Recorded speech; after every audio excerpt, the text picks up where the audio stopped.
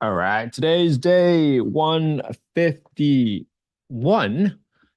We're analyzing a sub two deal, which means it's a subject to deal, which means that we are taking over the existing loan subject to the existing mortgage.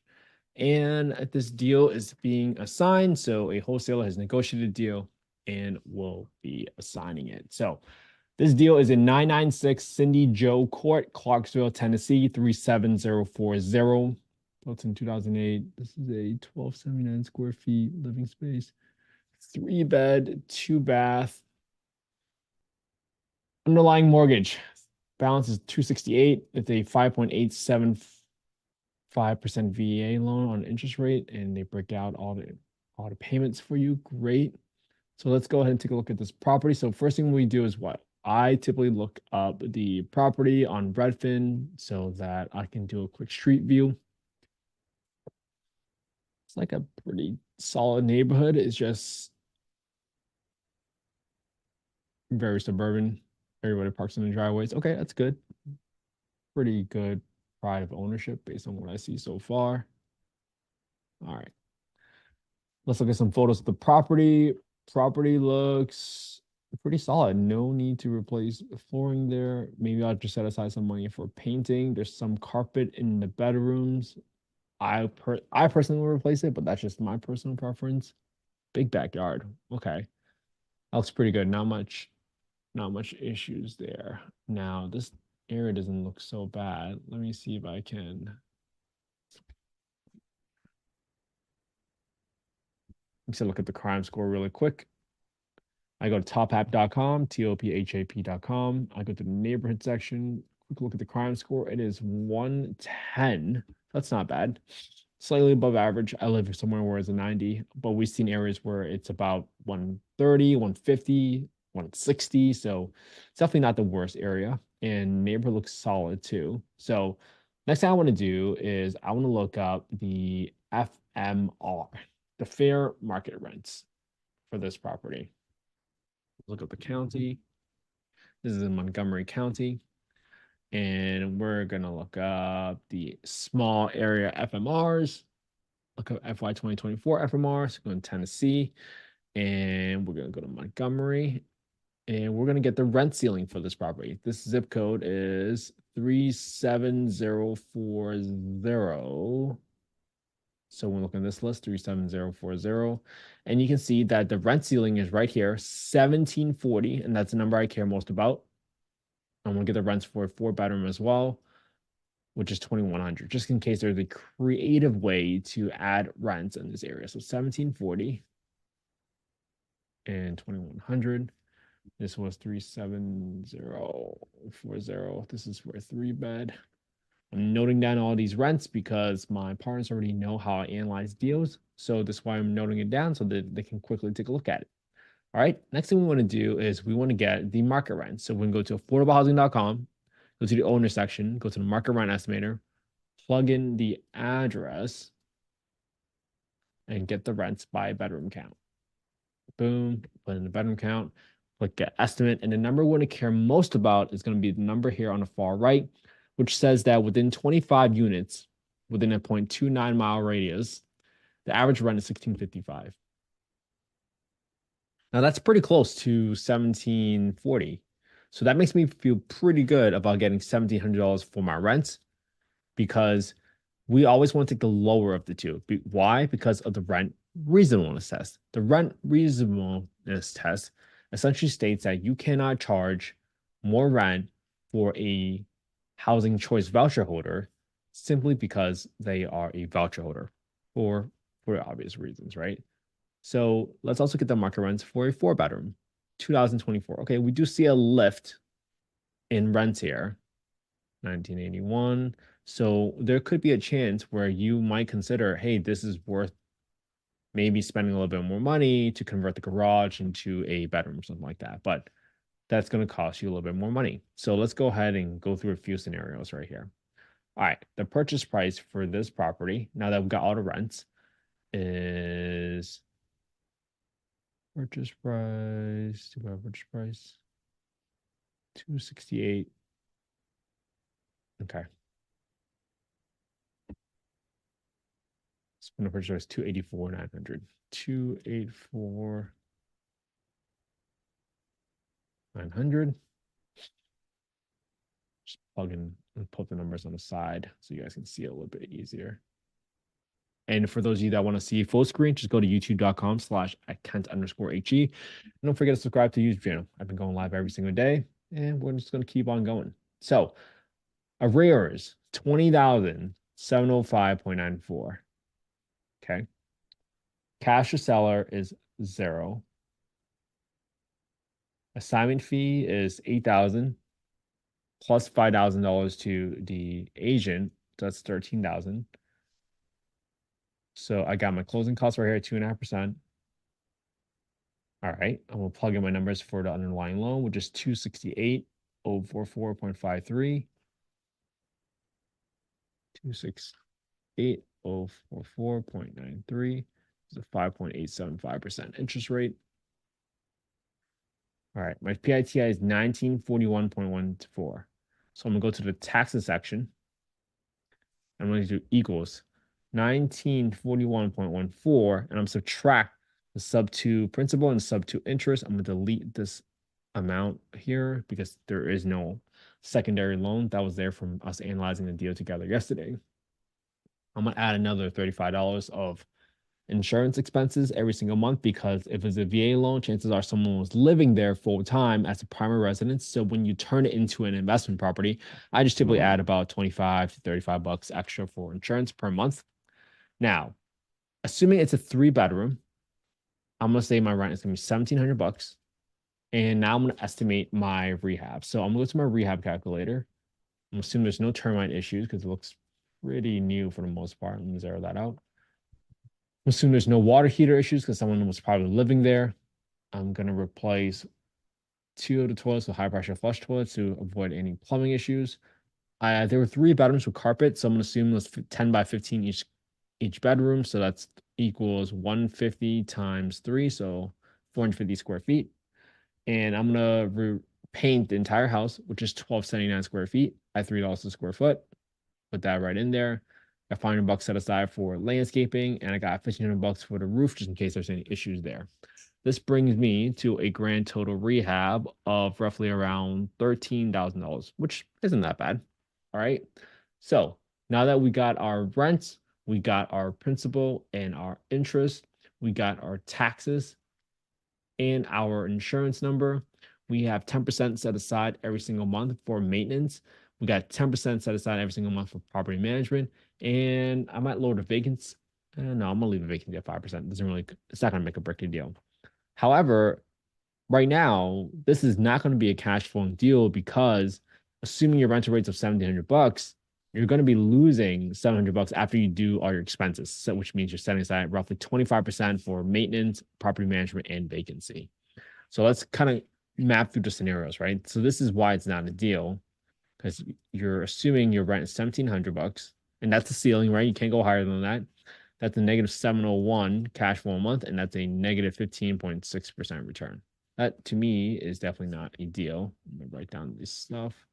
And it's not as if I have a really big rehab number either. Now, what if you turn it into a 4-bedroom? You want to get creative? Okay. So let's turn this into a 4-bedroom, which means that when I compare the lower of the two, the 2024 to the 2100, yeah, maybe you can put a 2050 because it's going to be renovated and you're going to repaint the place. At 2050, you have to add at least 15 grand to convert the garage. So let's put in plus 15 grand, and that's going to equals a negative 438. So I turn it into a 4-bedroom property, and this is going to be a $2,000 rent, well, 2050, and that's still going to be a negative 439 cash flow a month, which means my cash on cash return is negative 7.7, and my purchase price is 285,000, and my rehab is $28,000. So even in both scenarios, they do not cash flow as a deal. Now, can you go for a midterm rental? Sure. Can you go for a pad split? Sure. But that's on you to decide whether or not it's even a good market for that. And that's not going to be in the scope of today's analysis. Now, unlike other on-market deals that we've analyzed together, where we've gone through scenarios and say, hey, how else might I turn this into a deal with a creative finance deal? This is already a creative deal. So chances are you're not going to get a better deal because the underlying loan is what it is. And you're not going to be able to reduce. There's not much room to reduce your entry fee because you still got to pay the realtor. You can lower your assignment fee, but still, that's not going to turn this into a positive cash flowing property. So that's really the issue. And obviously, this is not investment advice. But personally, I do not want a investment that I am reaching into my pocket to cover the expenses every single month. Some folks, when they analyze a deal, they might simply lay out the numbers and say, hey, my cash flow is my gross rent, and I subtract my PITI. That is definitely not the case because we all know something eventually breaks at the home. Either the HVAC needs to get replaced, the toilet gets clogged, the roof has to be replaced, the water heater has to be replaced, something it breaks eventually. So it's unrealistic for you to have zero expenses. And some folks will say, well, I'll just self-manage it.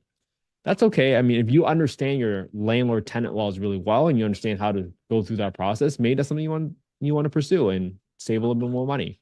But if not, you really have to think about why did you get into real estate? You got into real estate for financial freedom, freedom of time, freedom to do whatever you want. And if you don't underwrite with property management expenses right now, then you have essentially bought yourself another job because you'll never be able to walk away from the deal unless for some reason your rents go up by 10%. Right. And currently, I don't underwrite with rent appreciation because it's almost unrealistic. We've seen tremendous amount of rent appreciation over the last 2 or 3 years. To expect it to be continue to be scorching hot like that might be a little aggressive. So this is why I analyze deals every single day. I'm simply showing you what I'm doing every single day on a daily basis. Because when you analyze deals, you get a little bit more confident in what you're doing every single day. In order for you to buy 1,000 deals, probably to analyze 10x that amount. So the only way that you're going to get more confident and be willing to pull the trigger, and because I was very, very afraid when I was first starting out, and I had analysis paralysis, and I thought about, hey, how do I best prepare someone such as my daughter, and think about, hey, how do I coach her to analyze deals or be more confident in what she's doing? And the only way to be more confident is if you create the evidence for yourself to look back and say, I know what I'm doing. So I really hope all of you can take the same exact deal that I analyzed today using the same spreadsheet. Just DM me on Instagram at investwithkenhe if you want a copy of the spreadsheet with your email, and my team will send it to you. And look at this video today, pick one part where I talked about something, explain it better or sequence it better so that you can improve and do it better than me. That's the whole point of this. The whole point is we lift each other up, and I learn from you all on how to underwrite deals better. Because you will have your own style, your own approach, your own assumptions. Because you can make any number on a spreadsheet work. It's about your thought process about the spreadsheets and why does it work. I was analyzing a 392 unit deal yesterday, and I had to make some hard calls and say, hey, this rent does not make sense based on this offering memorandum, right? These are all things and questions that you have to ask yourself, because the only reason I was confident in making a statement like that is because, hey, I looked at enough rents now. I'm fairly confident that I know what I'm doing. So when you go about it and you spend 18 minutes a day, and that's all it takes, 18 minutes a day for 365 days a year, you will be better at analyzing deals than 95% of the world. That's what consistency does. And that's how it compounds. So when a partner in the future asks you, hey, why do you think this is the deal? Well, you can refer them to your own YouTube channel and say, hey, look at all of these 100, 365 deals I've looked at before. I've been analyzing deals every single day. I know what I'm doing. I know this is the deal because for the past 365 deals, they were all not deals. So I think it's very important for you to recognize the deal when it comes across your table and slaps you across the face, because how else will you know if you never spent the time analyzing deals and looking at things creatively? So thank you so much for tuning in. It's Wednesday, February 28th. We're going to stay consistent. This is day 151. My original goal was to do it for 100 days in a row, and this habit just stuck. So now it feels weird when I don't go live analyzing a deal. And I'll be very honest with you. I deleted Instagram during COVID because there was so much negativity.